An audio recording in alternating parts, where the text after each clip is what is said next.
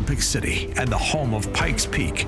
This is the Automotive ADHD Show with Matt West.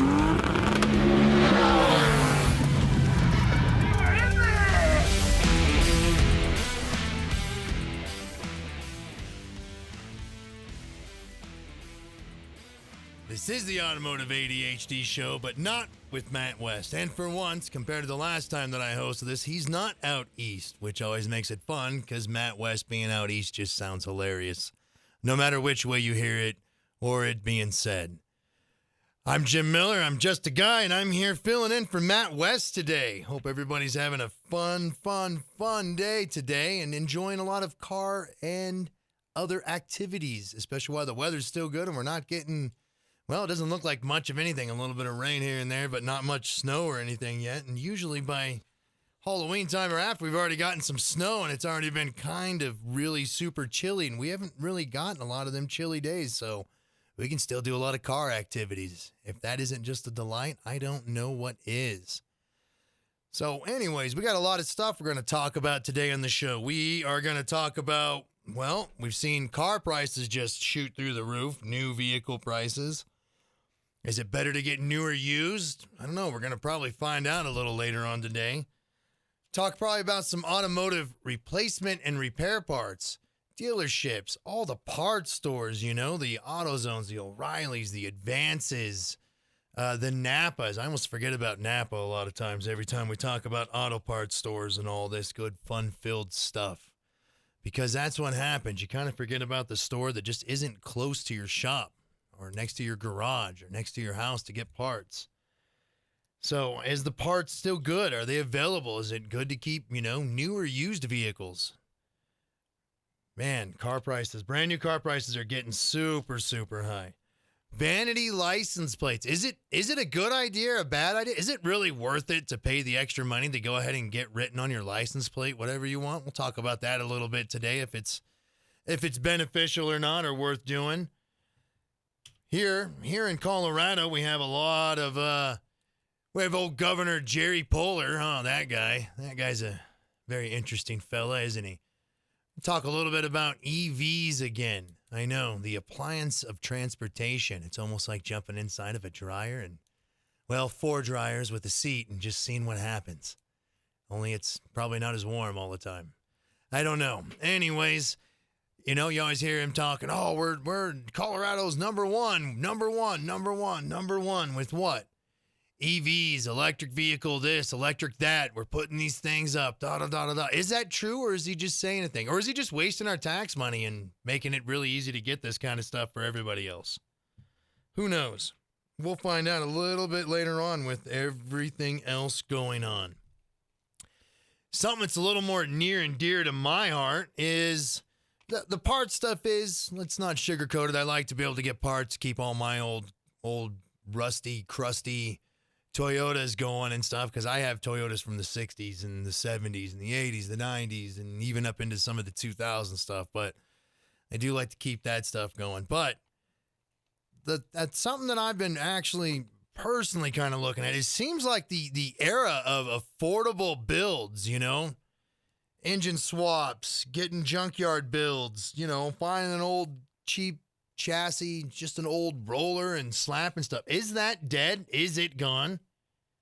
Is the era of the affordable build, the junkyard builds, you're just making something happen with cheapo spare parts? Is that era done? Is it finished off?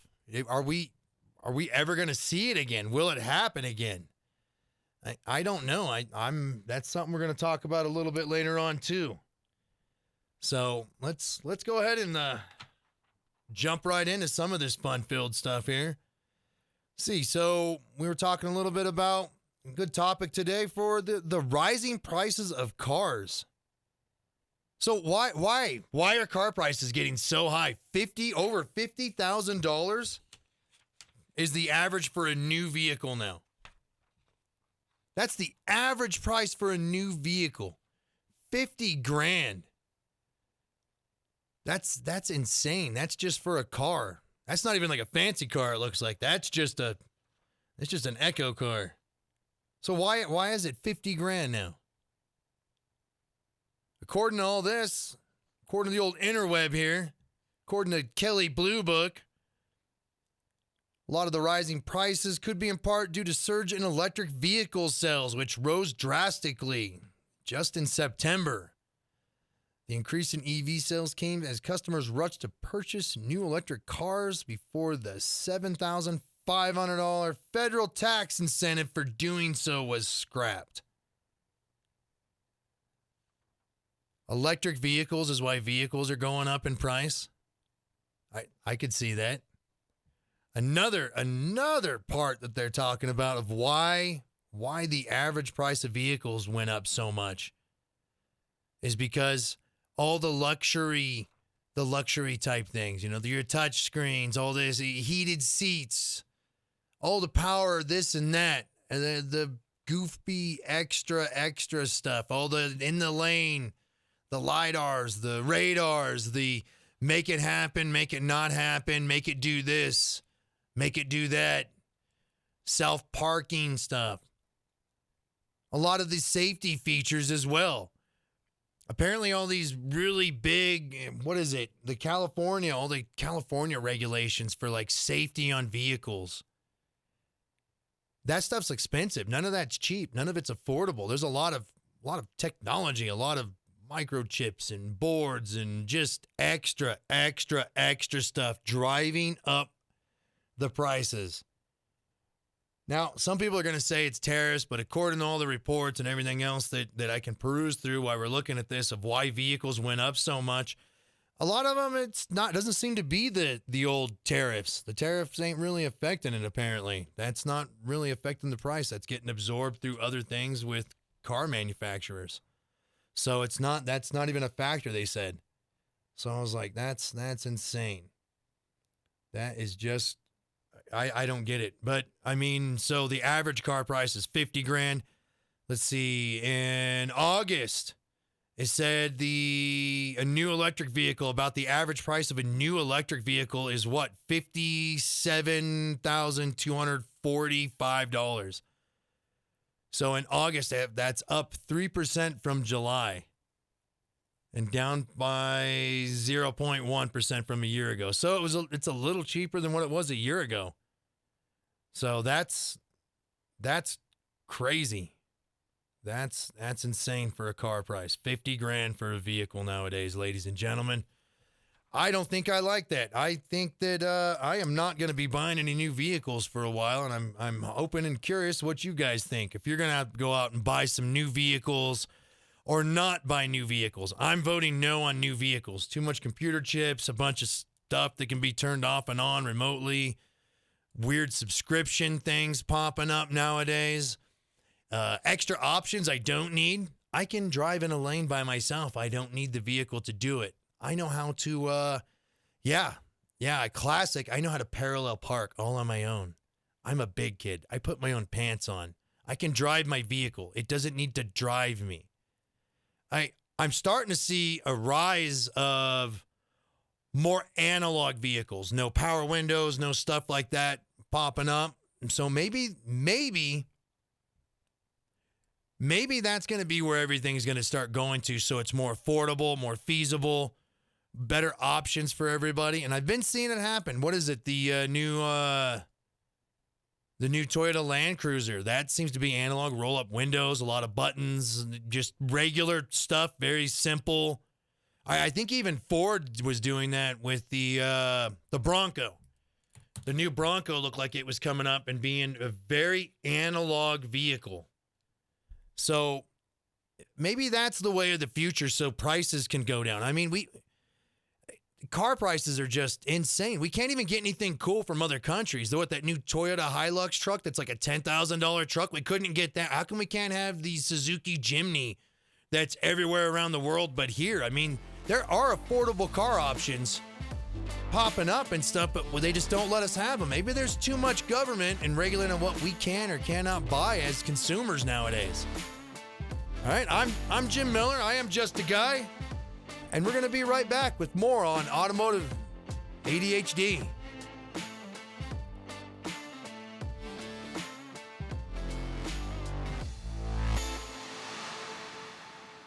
Some call him the Toyota God. Others say he ran for mayor. Introduce you to the candidates running for mayor. So today it's Jim Miller. One of your priorities that you've laid out is fixing the roads in Colorado Springs. Jim Miller. Mr. Miller, you also have 30 seconds. That was Jim Miller, just a guy. All we know is he's just a guy with more cars than friends. Jim Miller is on Automotive ADHD.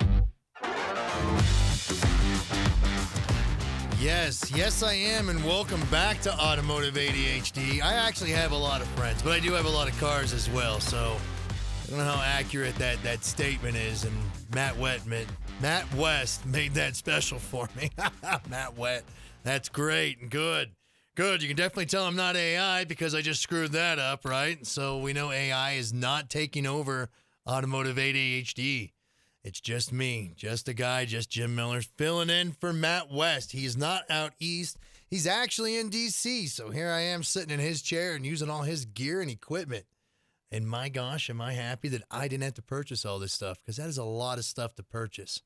I do not envy him on having to purchase all the gear and equipment for this. So, touching base back on where we were earlier, it's the car prices. Car prices have just been insane and crazy. Got a little thing to listen to, just kind of, it was pretty recent on the news because that old car's just reaching past the $50,000 mark on an average. And it being the fault of, well, it just, man, it is crazy. So we'll chime that little clip in here right now. New cars has hit a milestone. The average sale price in September was, for the first time, more than $50,000. And 94,000 vehicles sold for more than $75,000. Kelly O'Grady looks at what's driving car prices higher. What are you hearing from consumers when they come in here? Price is too high. Brian Benstock is the vice president and general manager of Paragon Honda and Acura in Queens, New York. Car prices seem to have been rising ever since COVID, and there's no turning back on that. And why is that? Manufacturers during COVID were producing more expensive cars, and American consumers wanted those more expensive cars. For the first time ever, Americans are paying more than $50,000 on average for a new car. That's according to Kelley Blue Book. Part of the price increase is due to wealthier shoppers opting for luxury vehicles and EVs, which are more expensive. But features are another driver. Cars have never been better equipped than they are today. Cars have never been safer than they are today. A good portion of the increase in the price of cars is the content that the customers are getting. It's not strictly due to inflation. The increased cost for new cars has budget-conscious consumers shopping used, driving up those prices as well. They take a look at the new car prices. They see that they're higher than they'd like them to be. The alternative would be to go to a certified pre-owned car or a used car. The affordability issue goes beyond just the sticker price. Auto loan interest rates and insurance premiums have drivers struggling to make payments. They try and fit their car payment into their monthly budget. So Benstock says it's time for manufacturers to shift their offerings. As long as we're focusing on what the customers want, not what the manufacturers want, I think we'll be able to bridge that affordability gap. Car prices are up, but here's some good news. The national average for a gallon of gas is just about $3. That's the lowest it's been in 4 years. Kelly, what do we know about the effect tariffs have had on these prices? So that Kelley Blue Book report that I mentioned, it does cite tariffs as a driver of part of these prices. But remember, we've heard from these big car companies during earnings. They're absorbing a lot of that cost because they want to keep us coming in the door. The bigger impact we've seen from tariffs, car repair parts. They come from China, Mexico, Canada. I look at the CPI every month, and we've seen consistent evidence of tariff inflation. Well, you hear it right there, huh? Listen to all that. Cars. Prices. Extra expensive. So is it this kind of segues right straight over to what I need to talk about next? Is it better to have a used car versus a new car now? Is it better for you to just keep everything running that you have? I mean, you look at this stuff. Lane assist, blah, blah, blah, something, safety thing, yada, yada. And then the repairs on these things. So some of this stuff gets broken, whether you're just driving down the road. Insurance costs, the premiums are up because these vehicles are more expensive with more technology, more extra safety stuff. And it's not, look, I'm fine with the safety stuff when it's like the airbags or, the crumpling zones and all that kind of stuff because you're like, oh, I got hit. I'm okay. It keeps the passengers safer. That kind of stuff, I'm all about it. Okay? If the seatbelts work, it's good. They're good seatbelts. Seatbelt technology hasn't really changed in a long time, though, has it? You figured they'd get more on that versus lane stuff. But I always tend to wonder with the safety stuff if it's making drivers less drivers and more kind of co-piloting their own vehicles. So, but these things are very expensive, and everybody forgets about that monthly insurance cost on top of that monthly car payment. It's insane. I think they were talking about there was some of the car loans go like 6, 7, 8 years. I mean, we're getting stuff where it's like almost like buying like land time, like buying dirt to just buy a car now. It's crazy. So is it better to just does it better to buy new or better to buy used? Is it better to just keep what you got going? I don't want to buy a new car. I don't like any of the new cars. There's nothing there that it offers me that makes anything look like, yay, I want this. There's not a vehicle that's come out probably in the last 10, 20 years that I'm like, ooh, I want that vehicle. I'm going to go search it out. Look how cookie cutter they all look. Every little crossover, every little SUV, every little econo car, they all look similar, the same. It's just the different badging or the different drivetrains and stuff in them. There's nothing that catches my eyes. Big touchscreens don't excite me. Having LiDAR and radar and lane assist and park assist and yada yada and something else that beeps to let me know a car's going by me when really I should be a better driver and a good enough driver to be like, hey, look, there's a car going by. I'm in a car and there's a car going by and I need to change lanes. I think it's making worse drivers. And the insurances are just crazy expensive on a lot of this new stuff because it's very, very pricey to replace a lot of these technological, extra safety feature type things. So I'm more in the thing of get an older car. If you're gonna go out and buy a car, buy something older, analog.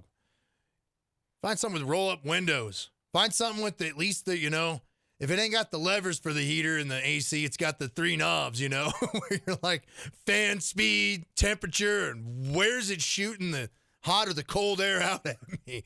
That's just a better thing instead of some touchscreen thing that if you drink or eat something or have Cheeto crumbs on you that you're like, oh man, the Dorito crumbs are ruining my whole experience here to change something.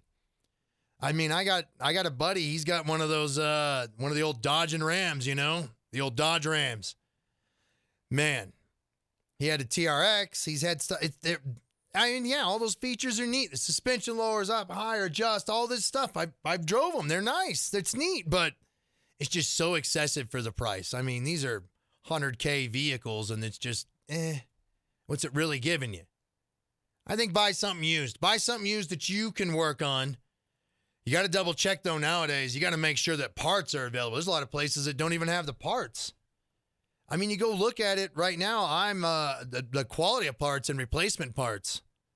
So I'm in the avenue. I'm in the lane of get an older car, get a used car, find something you can work on, something that's somewhat reliable. Get an old Toyota pickup, get an old Toyota Camry, old Toyota Corolla, those 90s, early 2000 Corollas. Those things just go forever. And the Camrys.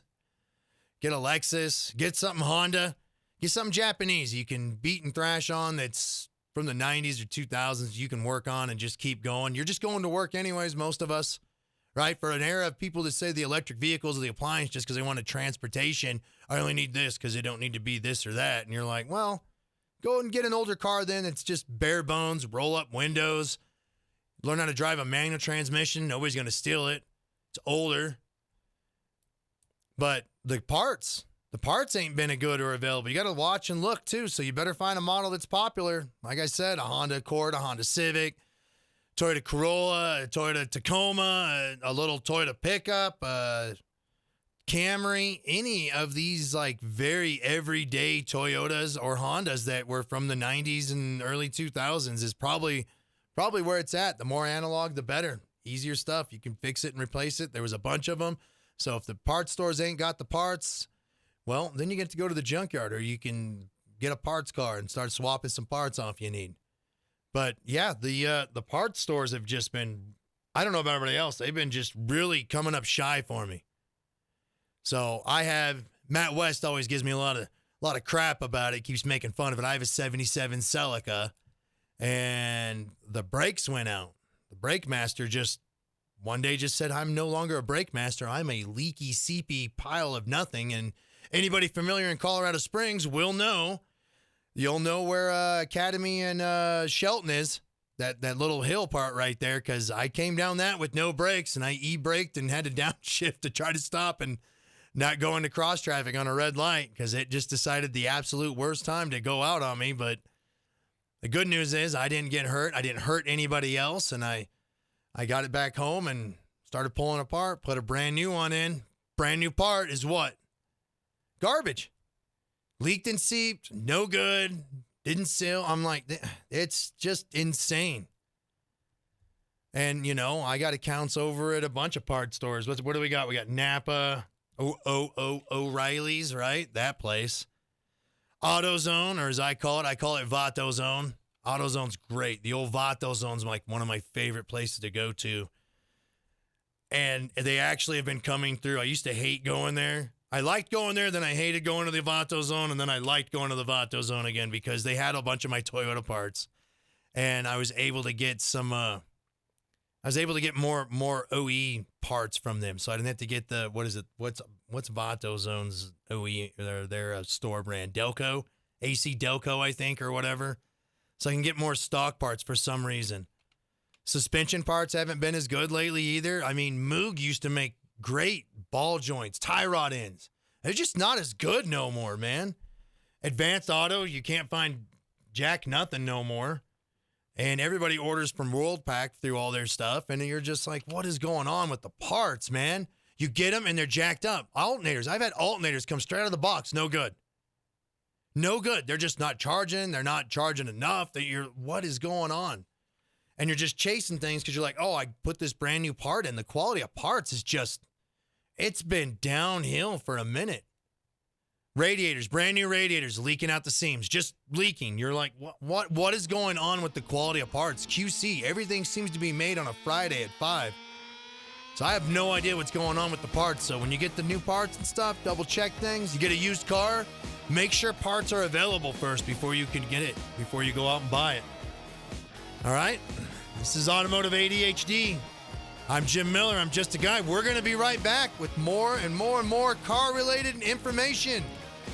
Thank you. Tune in. We'll be right back. He brushes his teeth with 5W30. Matt West is on Automotive ADHD.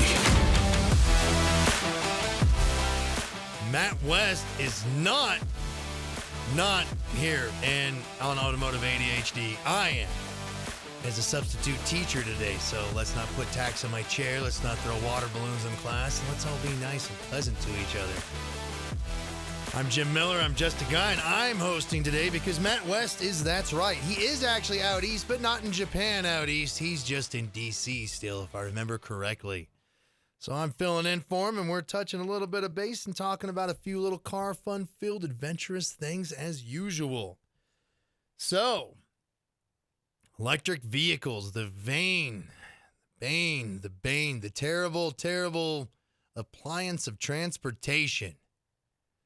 The only thing worse than an electric vehicle, at least in preference of things that I like to drive, would be if I had an electric scooter. That would just sound absolutely just dreary and terrible. I see a lot of grown-ups riding those around, though, now. So that's kind of neat and interesting. And electric bicycles. I think those are kind of goofy, too. I'm like, what's the point of it being a bicycle if it's electric then? Just turn it on and ride it and go.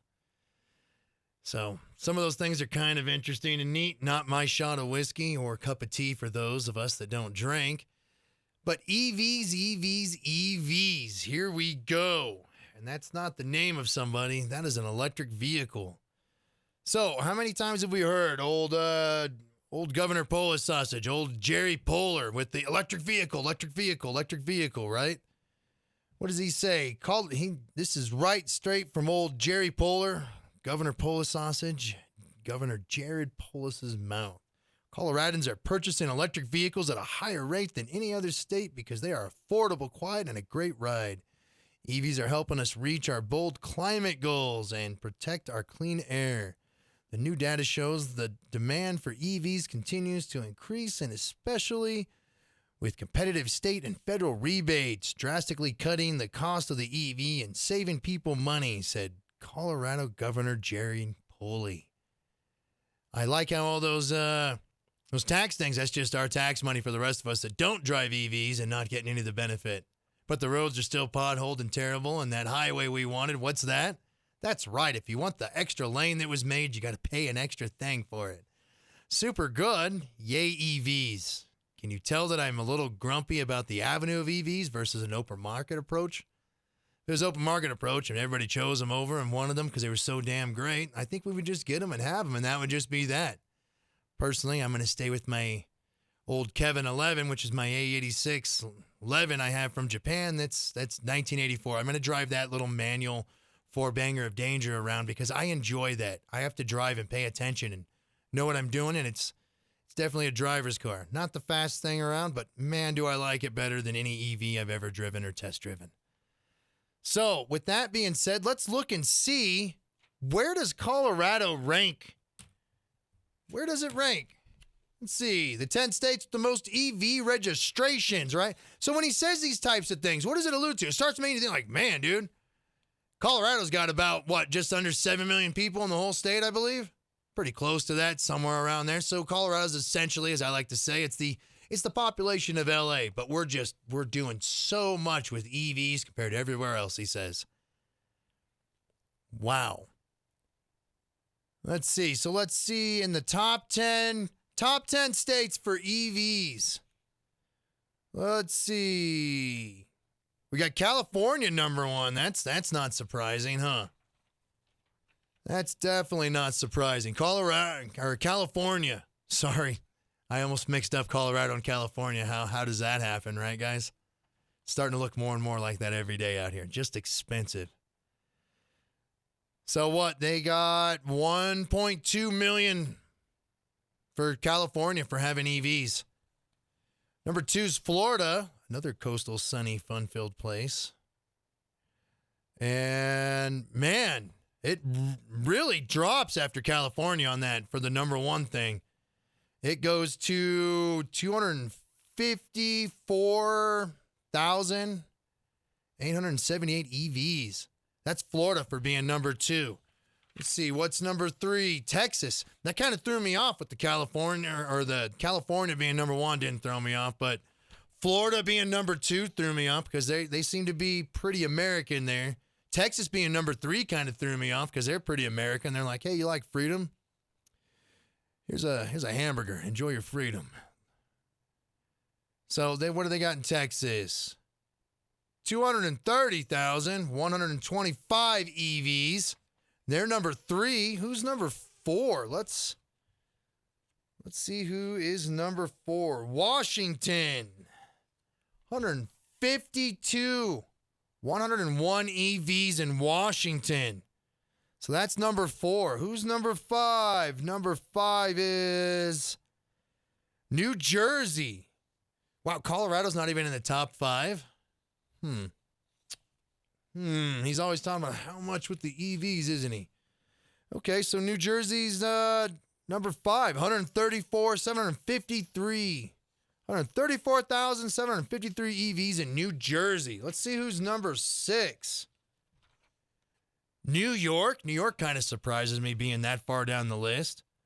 131,250 EVs. That's for New York. Man, I thought New York would be higher than number 6, though. Is anybody else surprised about that?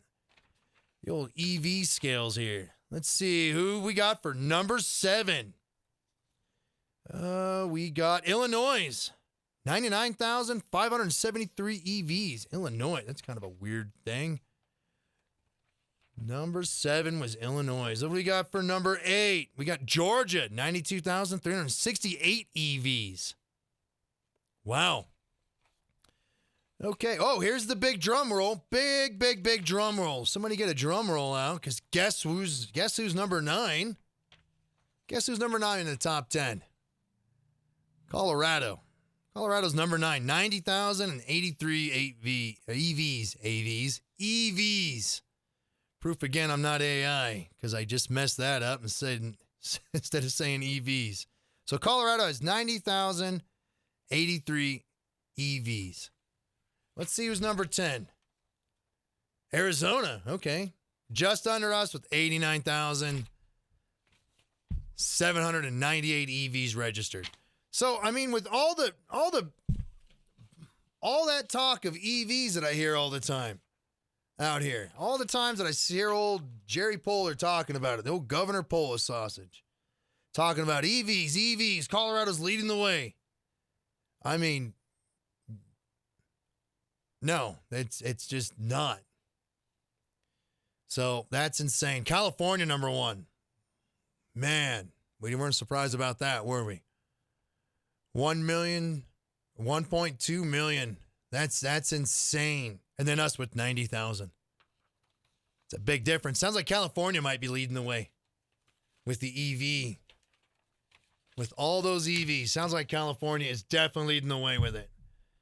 So it's very, very interesting with it, hearing about it. I'm not an EV fan myself. I'm just not an EV fan. So what else we got here? Governor Polis and Colorado Energy Office Executive Director Will Torres celebrated Colorado's leadership in electric vehicle EV sales, announcing that Colorado has passed California to reach the highest EV market share in any state in the nation, according to the Northeast States for Coordinated Air Use Management. And they give a nice acronym of NESCUM. That sounds actually provocative and inappropriate. I don't think I'll say that on the air again. NESCUM sounds very terrible to say. I will not say it for the third time. I know I said it twice. What an acronym, right? I get it. That sounds terrible. Sounds like a little bit of story time there. They're tooting their own horn and celebrating about nothing with their whole EV nonsense, right? Those guys in their Nissan Leafs. Sounds terrible. What else do we got? Colorado's nation-leading progress on electric vehicles adoption is a key part of our ambitious efforts to achieve net zero emissions in Colorado by 2050.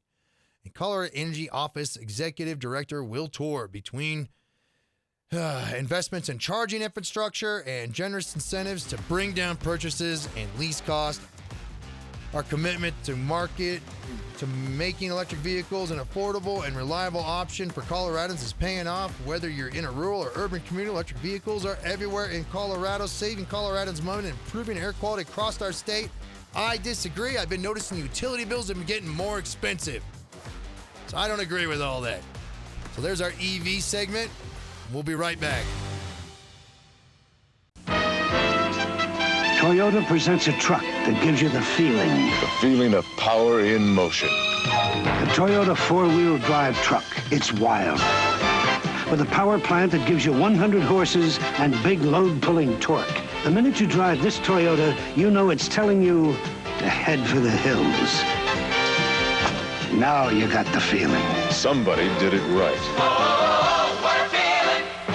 Toyota! Back when products were cared about and things were super, super heavy and much better quality.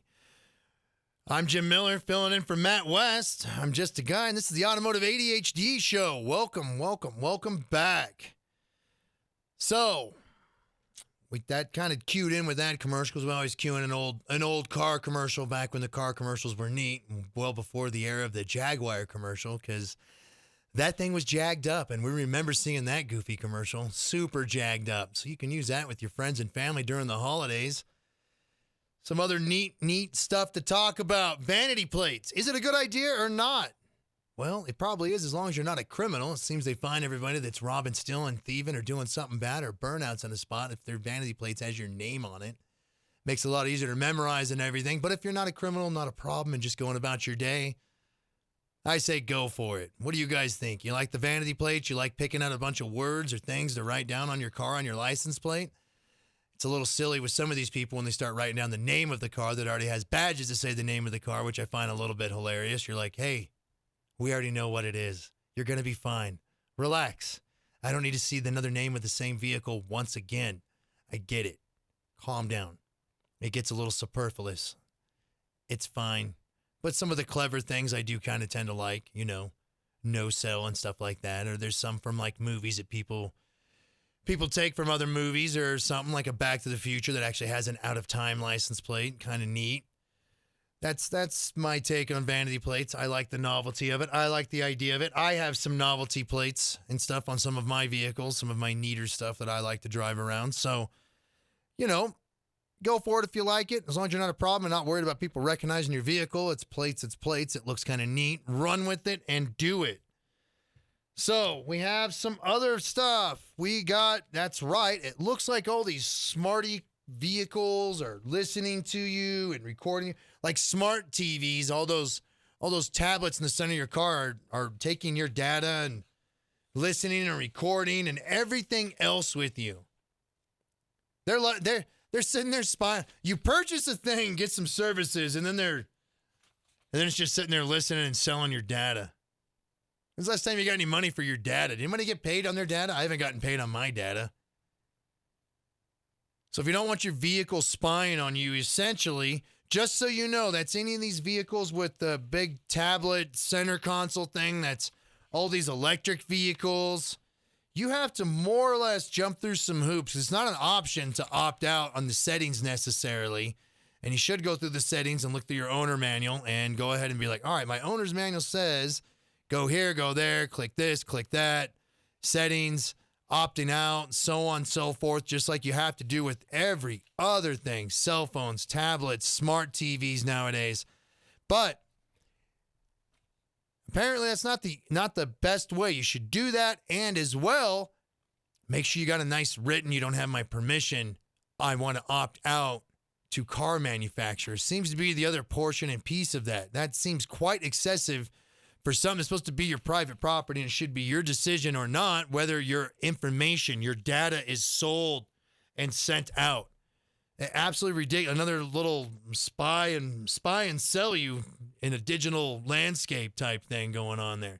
Everybody's profiting off of you except for you. That's insane. That's crazy when you start thinking about it. I'm not getting paid for my data, so why? No, we should be getting paid for our data if you ask me. It's very, very irritating that just companies just profit off of us and we don't get any of that profit whatsoever. All right, just some fun-filled facts. We got cars sold per year in the U.S.